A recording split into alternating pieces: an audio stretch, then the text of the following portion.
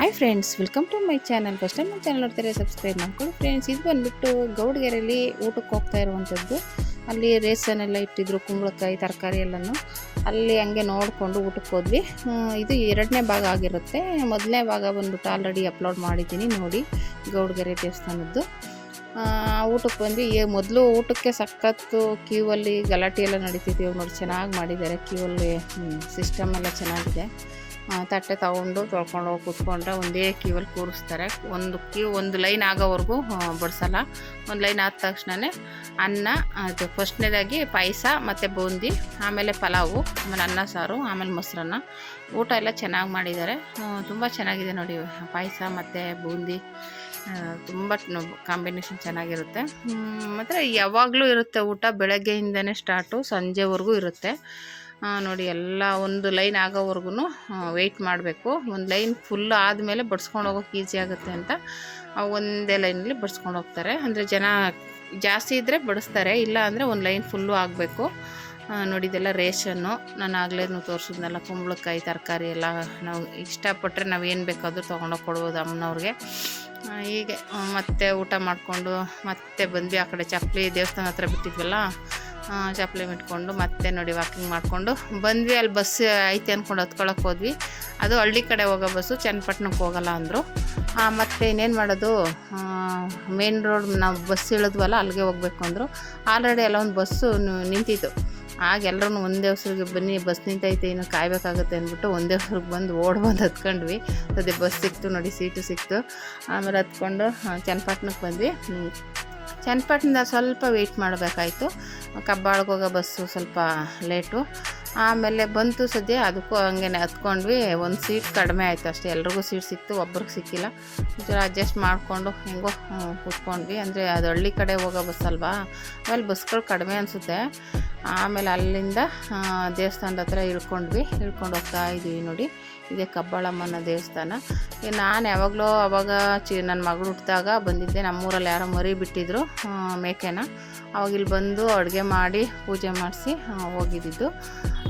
ಆವಾಗ ಬಂದಿದ್ದಕ್ಕೆ ಈಗ ಬಂದಿದ್ದೀನಿ. ಮೊದಲು ಒಂದು ಸಲ ಬಂದಿದ್ದೆ. ಆವಾಗ ಏನಂದರೆ ಈ ಥರ ಬಂದು ಕೈ ಮುಕ್ಕೊಂಡು ಹೋಗಿದ್ದೆ. ಬೆಟ್ಟ ಎಲ್ಲ ಹತ್ತಿದ್ವಿ ಅವಾಗ, ಮರಿ ಬಿಟ್ಟಿದ್ರಲ್ಲ. ಅವಾಗ ಎಲ್ಲರೂ ಒಟ್ಟಿಗೆ ಬಂದಿರ್ತೀವಲ್ಲ, ಗುಂಪಲ್ಲಿ ಹೋಗ್ಬೋದು. ಇವಾಗ ಒಬ್ಬೊಬ್ಬರೇ ಹತ್ತಕ್ಕಾಗಲ್ಲ ಅಲ್ಲಿ, ಆಮೇಲೆ ರೂಟ್ಗಳು ಗೊತ್ತಾಗಲ್ಲ, ಅದು ಮೆಟ್ಟಿಲ್ಲ. ಹಂಗಾಗಿ ಜನಗಳು ಗೊತ್ತಿರೋರು ಇದ್ದರೆ ಹೋಗ್ಬೋದು. ಆಮೇಲೆ ಬಂದ್ವಿ. ಮುಖ ನೋಡಿ ಬೇವ್ರ ಕೂತೈತೆ ಬಿಸಿಲಿಗೂ, ಅದಕ್ಕೂ ಮುಖ ಸಕೆ ಬೆವರು. ಆಮೇಲೆ ಇಲ್ಲಿ ನೋಡಿದ್ರೆ ತುಂಬ ಜನ ಕ್ಯೂವಿತ್ತು. ನಾವು ಕ್ಯೂಗೆ ಹೋಗೋಷ್ಟರಲ್ಲಿ ಯಾರೋ ಒಬ್ಬರು ಪಾಪ ಆಚೆ ಇಬ್ಬರು ವೆಯ್ಟ್ ಮಾಡ್ತಾಯಿದ್ದಾರೆ. ನೋಡಿದ್ರೆ ತುಂಬ ರಶ್ ಇದೆ, ಆಗಲ್ಲ ವೆಯ್ಟ್ ಮಾಡೋಕ್ಕೆ ಅಂದ್ಬಿಟ್ಟು ರಿಟರ್ನ್ ವಾಪಸ್ ಹೋಗ್ಬಿಟ್ರು. ಆಮೇಲೆ ಇದೊಂದು ಗರ್ಭಗುಡಿ ಒಳಗಡೆನೇ ಬಿಟ್ಟಿದ್ರು ದರ್ಶನಕ್ಕೆ. ತುಂಬಾ ಚೆನ್ನಾಗಿ ದರ್ಶನ ಆಯಿತು, ಕಬ್ಬಾಳಮ್ಮನವರ ದರ್ಶನ. ಅಂದರೆ ಅಲ್ಲೆಲ್ಲ ವೀಡಿಯೋ ಮಾಡೋಕ್ಕಾಗಲಿಲ್ಲ, ಚೆನ್ನಾಗಾಯಿತು ದರ್ಶನ. ಆಮೇಲೆ ಎಲ್ಲ ದರ್ಶನ ಮಾಡಿಕೊಂಡು ಈಚೆ ಬಂದು ಕೂತ್ಕೊಂಡು ಒಂದು ಸ್ವಲ್ಪ ಹೊತ್ತು. ಆಮೇಲೆ ಕೂತ್ಕೊಂಡು ಚೆನ್ನಾಗಿ ದರ್ಶನ ಆಯಿತು. ಏನು ಬಿಸಿಲು, ರವ ಬಿಸಿಲು. ಈಚೆ ಇರೋವಂಥ ಇದು ಬಸವೇಶ್ವರ ಸ್ವಾಮಿ ಈ ಕಡೆ, ಇನ್ನೊಂದು ಕಡೆ ಇದೆ ದೇವಸ್ಥಾನ. ಅಲ್ಲಿ ಕೈ ಮುಕ್ಕೊಂಡು ಅಲ್ಲಿ ಪ್ರಸಾದ ತಗೊಂಡು ಆಮೇಲೆ ಅಲ್ಲೆಲ್ಲ ನೋಡಿಕೊಂಡು ಓಡಾಡಿಕೊಂಡು ಬಂದ್ವಿ. ಒಟ್ಟಲ್ಲಿ ದರ್ಶನ ಅಂತೂ ಅದು ಗರ್ಭಗುಡಿ ಹತ್ರನೇ ಬಿಟ್ಟರಲ್ವ, ತುಂಬ ಚೆನ್ನಾಗಿ ದರ್ಶನ ಆಯಿತು ನೋಡಿದೆ. ಕಬ್ಬಾಳಮ್ಮನವರ ದೇವಸ್ಥಾನ ಯಾರಾದರೂ ಹೋಗ್ಬೇಕು ಅಂದ್ಕೊಂಡಿದ್ರೆ ಹೋಗಿ, ತುಂಬ ಚೆನ್ನಾಗಿದೆ, ಒಳ್ಳೆಯದಾಗುತ್ತೆ. ಆಮೇಲೆ ಬೆಟ್ಟನೂ ಇದೆ. ಆದರೆ ಅದೇ ಹೇಳ್ದಾಗೆ ಬೆಟ್ಟ ಹತ್ತಬೇಕು ಅಂದರೆ ಗೊತ್ತಿರೋರು ಹತ್ತಬೇಕು, ಅಲ್ಲಿ ಮೆಟ್ಲುಗಳಿಲ್ಲ. ಅದಕ್ಕೋಸ್ಕರ ಒಂದು ಸ್ವಲ್ಪ ನೋಡಿಕೊಂಡು ಗೊತ್ತಿರೋರಾದರೆ ಹತ್ಕೊಂಡು ಹೋಗ್ಬೋದು, ಚೆನ್ನಾಗಿರುತ್ತೆ. ಆ ಥರ ತುಂಬ ಚೆನ್ನಾಗಿದೆ. ಆಮೇಲೆ ಈ ಕಡೆ ಎಲ್ಲ ತಡೆ ಹೊಡಿಸ್ತಾಯಿದ್ರು, ದೃಷ್ಟಿ ತೆಗ್ಸಿ ತಡೆ ಹೊಡ್ಸೋರು ಹೋಗಿ ಹೊಡಿಸ್ಬೋದು, ಅದು ಫೆಸಿಲಿಟಿನೂ ಇದೆ. ಅಂದರೆ ನಾವೇನು ಹೋಗಿಲ್ಲ, ಅಲ್ಲಿ ಬೋರ್ಡ್ ಹಾಕಿದ್ರು ದೃಷ್ಟಿ ತಡೆ ಹೊಡೆಯೋದು ಅಂತ. ಅದೆಲ್ಲ ನೋಡಿಕೊಂಡು ಮತ್ತೆ ಬಂದ್ವಿ. ಚೆನ್ನಾಗಿ ದರ್ಶನ ಅಂತೂ ಚೆನ್ನಾಗಾಯಿತು. ಆಮೇಲೆ ಬಂದು ಅಲ್ಲ ಒಂದು ಕಡಲೆಪುರಿ ತಗೊಳ್ಳೋಣ, ತಿನ್ನೋಕ್ಕಾಗುತ್ತೆ ಅಂದ್ಬಿಟ್ಟು ತೊಗೋತಾ ಇದ್ವಿ ನೋಡಿ. ಬೆಟ್ಟ ಇದು, ಇಲ್ಲೇ ಹತ್ತಬೇಕಾಗಿರೋದು. ಹತ್ತಿದ್ರೆ ಅದೇ ಮೆಟ್ಲಿಲ್ಲ, ಅಲ್ಲಿ ನೋಡ್ಕೊಂಡು ಹತ್ತಬೇಕು. ಅದೇ ಗೊತ್ತಿರೋರು ಕರ್ಕೊಂಡು ಹೋದರೆ ಹತ್ತಕ್ಕೋ, ಇಲ್ಲ ಗೊತ್ತಿರೋರು ಹೋಗ್ತಾರಲ್ಲ ಅವಾಗ ಹೋಗಬೇಕು. ಇಲ್ಲಿ ಕಡಲೆಪುರಿ ತೊಗೋತಾ ಇದ್ವಿ. ಡಿ ಬಾಸ್ ಅವರ ಫೋಟೋ ಹಾಕಿದ್ರು, ಅದನ್ನು ನೋಡ್ಬಿಟ್ಟು ಹಂಗೆ ವೀಡಿಯೋ ಮಾಡಿಕೊಂಡೆ. ಆಮೇಲೆ ಕಡಲೆಪುರಿ ತೊಗೊಂಡ್ವಿ, ಬಸ್ಸಲ್ಲಿ ತಿನ್ನೋಕ್ಕಾಗುತ್ತೆ ಅಂದ್ಬಿಟ್ಟು ತೊಗೊಂಡು ಹೊರಟ್ಬಿಟ್ಟು ಆಮೇಲೆ ಅಯ್ಯೋ ಫೋಟೋನೇ ಹಿಡ್ಕೊಂಡಿಲ್ವಲ್ಲ ಅಂದ್ಕೊಂಡು ದೇವಸ್ಥಾನದ ಮುಂಭಾಗ ಬಂದ್ವಿ. ಇದು ಸೈಡಿಂದ ಬಾಗಿಲು ಓಪನ್ ಮಾಡಿದ್ದಾರೆ. ಮುಂಭಾಗದಲ್ಲಿ ಇದು ಕೊಂಡ ಆಗಿದೆಯಲ್ಲ, ಅದಕ್ಕೇನೋ ಕ್ಲೋಸ್ ಮಾಡಿದ್ದಾರೆ. ಆಮೇಲೆ ಅಲ್ಲೊಂದು ಫೋಟೋ ತಗೊಳ್ಳೋಣ ಅಂದ್ಬಿಟ್ಟು ಅಲ್ಲೆಲ್ಲ ಬಂದು ಒಂದು ಫೋಟೋ ಹಿಡ್ಕೊಂಡ್ವಿ ನಿಂತ್ಕೊಂಡು. ದೇವಸ್ಥಾನ ಹೋಗುವಾಗ ಇನ್ನೊಂದು ಏನಪ್ಪ ಅಂದರೆ ಅಲ್ಲಿ ಬೇಲ್ದಣ್ಣು ಇಟ್ಟಿದ್ದಾರೆ. ಅದನ್ನು ತಗೊಂಬಂದು ಹೊಡಿತಾ ಇದ್ದಾರೆ. ಅದೇನು ಪದ್ಧತಿ ಅಂತ ಗೊತ್ತಾಗಲಿಲ್ಲ. ಅಲ್ಲಿ ಯಾರೋ ಗೊತ್ತಿರೋರು ಇದ್ದರೆ ಕೇಳ್ಬೋದಾಯಿತು. ನಾವು ಈಡ್ಗಾಯಿ ಹೊಡೆದಂಗೆ ಬೇಲ್ದಣ್ಣನ್ನು ತೊಗೊಂಡು ಈಡ್ಗಾಯಿ ಹೊಡಿತೀವಲ್ಲ ಅದೇ ಥರ ಹೊಡೆದು ಹೊಡಿತಾಯಿದ್ರು. ಅಂದರೆ ದುಷ್ಟಿಗೆ ಆ ಥರ ಹೊಡಿತಾರೋ ಏನಪ್ಪ ನಂಗೆ ಗೊತ್ತಿಲ್ಲ. ಅದು ನಾನು ಯಾವತ್ತೂ ನೋಡೂ ಇಲ್ಲ, ಇವತ್ತೇ ಫಸ್ಟ್ ಟೈಮ್ ನೋಡಿದ್ದು. ನಾವೆಲ್ಲ ದೇವಸ್ಥಾನದಲ್ಲಿ ಈಡ್ಗಾಯಿ ತೆಂಗಿನಕಾಯಿ ಹೊಡೆದ್ರೆ ಇಲ್ಲಿ ಬೇಲ್ದಣ್ಣು ಹೊಡಿತಾಯಿದ್ರು. ಅಂದರೆ ಎಲ್ಲ ಅಲ್ಲೇ ಸೇಲ್ ಮಾಡ್ತಾಯಿದ್ರು. ತೊಗೊಳ್ಳೋದು ಅಲ್ಲೇ ಹೊಡೆಯೋದು ಆ ಥರ.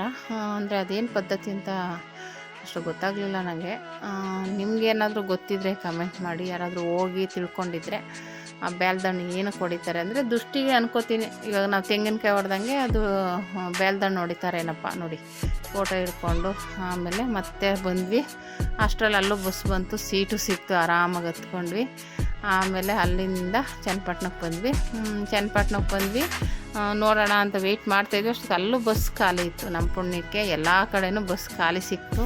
ಹತ್ಕೊಂಡು ಆರಾಮಾಗಿ ಎಂಜಾಯ್ ಮಾಡಿಕೊಂಡು ದರ್ಶನವೂ ಚೆನ್ನಾಗಾಯಿತು. ಎಲ್ಲ ಕಡೆನೂ ದರ್ಶನ ಆಯಿತು. ಆಮೇಲೆ ನನ್ನ ತಂಗಿ ಪಲಾವ್ ತಂದಿಲ್ಲ, ತಿರ್ಗಾ ವಾಪಸ್ ವೇಸ್ಟಾಗಿ ತೊಗೊಂಡು ಹೋಗ್ಬಾರ್ದು ಅಂದ್ಬಿಟ್ಟು ಬಸ್ಸಲ್ಲೇ ನೋಡಿ ಎಲ್ಲ ಸ್ಪೂನು ಪ್ಲೇಟು ಎಲ್ಲ ಎಲ್ಲ ಹಾಕಿ ಕೊಡ್ತಾಯಿದ್ದಾಳೆ. ಹಂಗೆ ಎಲ್ಲನೂ ಹಾಕ್ಕೊಂಡು ತಿಂದುಬಿಟ್ಟು ಹಂಗೂ ಜಾಸ್ತಿನೇ ತಂದಿದ್ದೆಲ್ಲ ಇನ್ನೂ ಸ್ವಲ್ಪ ಹಾಗೇ ಇತ್ತು. ಆಮೇಲೆ ಅದ್ರ ಜೊತೆ ಬಿಸ್ಕೆಟು ಅದು ಇದು ತಂದಿದ್ರು ನಮ್ಮ ಅತ್ತಿಗೆ ಅವರು. ಅದು ಎಲ್ಲ ತಿಂದು ಹೊಟ್ಟೆ ತುಂಬಾಗಿತ್ತು ಮೊದಲೇ. ಆಮೇಲೆ ಪಲಾವ್ ತಿಂದ್ವಿ, ಸಾಕಾಗೋಯ್ತು. ಆಮೇಲೆ ತಿಂದ್ಬಿಟ್ಟು ನೀರು ಕುಡ್ಕೊಂಡು ಬಸ್ಸಲ್ಲೇ ಕೂತ್ಕೊಂಡ್ವಿ ಆರಾಮಾಗಿ ಸೀಟಲ್ಲಿ. ಬೇಗನೆ ಬಂದ್ವಿ, 4-5 ಗಂಟೆಗೆಲ್ಲ ಬೆಂಗಳೂರಿಗೆ ಬಂದ್ವಿ. ಬೆಳಗ್ಗೆ 7 ಗಂಟೆಗೆ ಬಿಟ್ಟಿದ್ದಕ್ಕೆ ಸಂಜೆ ಒಂದು 5 ಗಂಟೆ ಅಷ್ಟರಲ್ಲೆಲ್ಲ ಮನೆಗೆ ರೀಚ್ ಆದ್ವಿ. ಚೆನ್ನಾಗಿ ದರ್ಶನ ಆಯಿತು. ಚಾಮುಂಡೇಶ್ವರಿ ಅಮ್ಮನವರ ದರ್ಶನ, ಕಬ್ಬಾಳಮ್ಮನವರ ದರ್ಶನ, ಅಂದರೆ ಗೌಡ್ಗೆರೆ ಮತ್ತು ಕಬ್ಬಾಳು ಎರಡಕ್ಕೂ ಹೋಗಿದ್ವಿ ಒಂದೇ ದಿನ. ತುಂಬ ಚೆನ್ನಾಗಿ ದರ್ಶನ ಆಯಿತು. ಯಾರಾದರೂ ಪ್ಲ್ಯಾನ್ ಮಾಡೋರಿದ್ದರೆ ಹೋಗಿ ಬನ್ನಿ. ನಾವು ಬಸ್ಸಲ್ಲೇ ಹೋಗಿ ಬಂದಿದ್ದು. ವೆಹಿಕಲ್ ಇದ್ದರೆ ಇನ್ನೂ ಆರಾಮಾಗಿ ಇನ್ನೂ ಬೇಗನೆ ಬರ್ಬೋದು. ನಾವು ಬಸ್ ಹಿಡ್ಕೊಂಡು ಹೋಗಿದ್ರೂ ಅಷ್ಟು ಬೇಗ ಬಂದಿದ್ದೀವಿ. ಚೆನ್ನಾಗಿ ದರ್ಶನವೂ ಆಯಿತು.